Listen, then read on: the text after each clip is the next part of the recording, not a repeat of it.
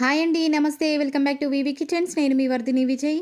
ఈరోజు మన కిచెన్లో సంక్రాంతి స్పెషల్గా ఎవరైనా ఖచ్చితంగా ప్రిపేర్ చేసుకునే జంతికలను ఈజీగా ఎలా ప్రిపేర్ చేయాలో వీడియోలో చూపించబోతున్నానండి. చిన్న చిన్న టిప్స్ ఫాలో అవుతే చాలు ఈ మురుకులు చాలా క్రిస్పీగా, చాలా టేస్టీగా ప్రిపేర్ అవుతాయి.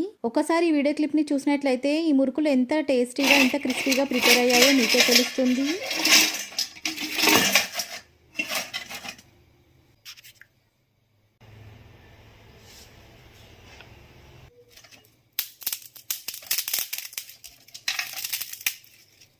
చూసారు కదా ఎంత క్రిస్పీగా, ఎంత టేస్టీగా మురుకులు ప్రిపేర్ అయ్యాయో. ఈ మురుకులను ప్రిపేర్ చేయడం కోసం ప్రాసెస్ స్టార్ట్ చేసేద్దాం. ముందుగా ఒక పెద్ద గిన్నెలోకి బియ్యం పిండిని వేసుకోవాలి. నేను ఇప్పుడు చూపిస్తున్నటువంటి బియ్యం పిండి క్వాంటిటీ వచ్చి 1/2 kg ఉంటుంది.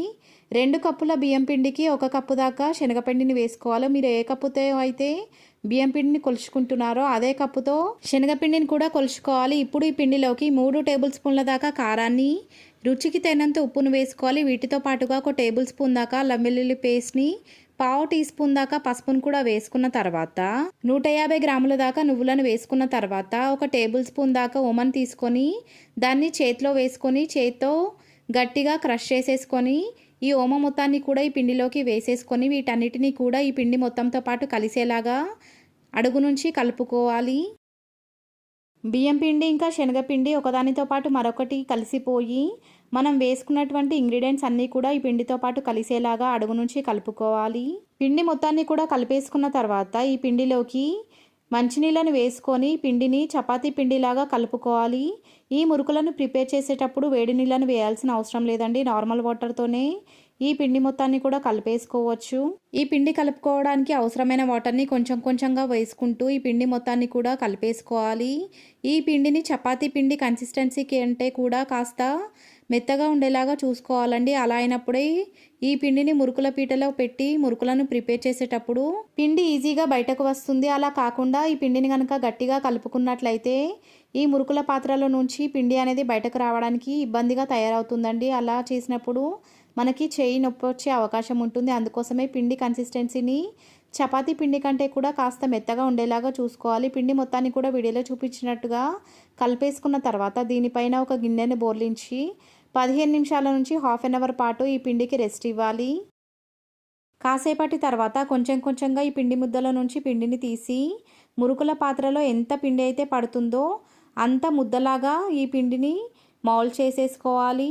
మనం మౌల్డ్ చేసుకున్నటువంటి పిండి మొత్తాన్ని కూడా ఈ మురుకుల పాత్రలోకి పెట్టి ఈ మురుకుల పాత్ర లిడ్ని టైట్గా క్లోజ్ చేసేసుకోవాలి.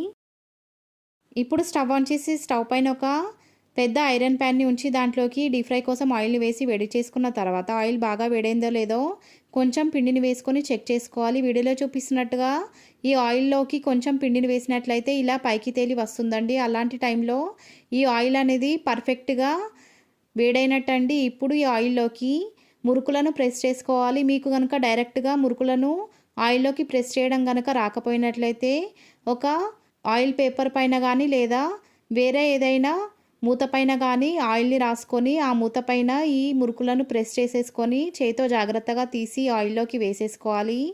మురుకులు మొత్తాన్ని కూడా ఆయిల్లోకి ప్రెస్ చేసుకున్న తర్వాత 2 నుంచి 3 నిమిషాల పాటు మీడియం ఫ్లేమ్లోకి మంటను అడ్జస్ట్ చేసుకొని ఈ మురుకులు మొత్తాన్ని కూడా వన్ సైడ్ కాల్చుకున్న తర్వాత మరొక వైపుకి రొటేట్ చేసుకొని అటువైపు కూడా 2 to 3 మినిట్స్ పాటు ఈ మురుకులను కాల్చుకోవాలి.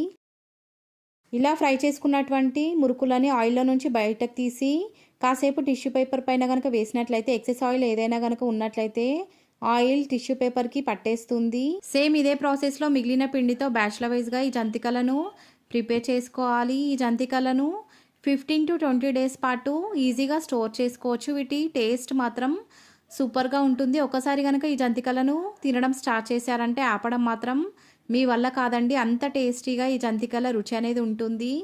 ఈ సంక్రాంతికి నేను చూపిస్తున్న ఈ ప్రాసెస్లో ఈ మురుకులను ప్రిపేర్ చేసుకొని తిని ఎలా వచ్చిందో నాకు ఫీడ్బ్యాక్ ఇవ్వడం మాత్రం మర్చిపోకండి.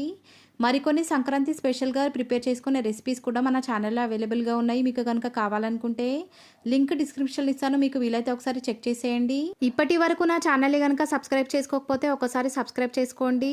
సబ్స్క్రైబ్ చేసుకున్న వాళ్ళందరికీ చాలా థ్యాంక్స్ అండి. ఇలాగే నా ఛానల్ని సపోర్ట్ చేస్తూ ఉండండి. ఈ రెసిపీ కనుక మీకు నచ్చినట్లయితే లైక్ చేయండి, మీ ఫ్రెండ్స్ అండ్ రిలేటివ్స్తో షేర్ చేయండి.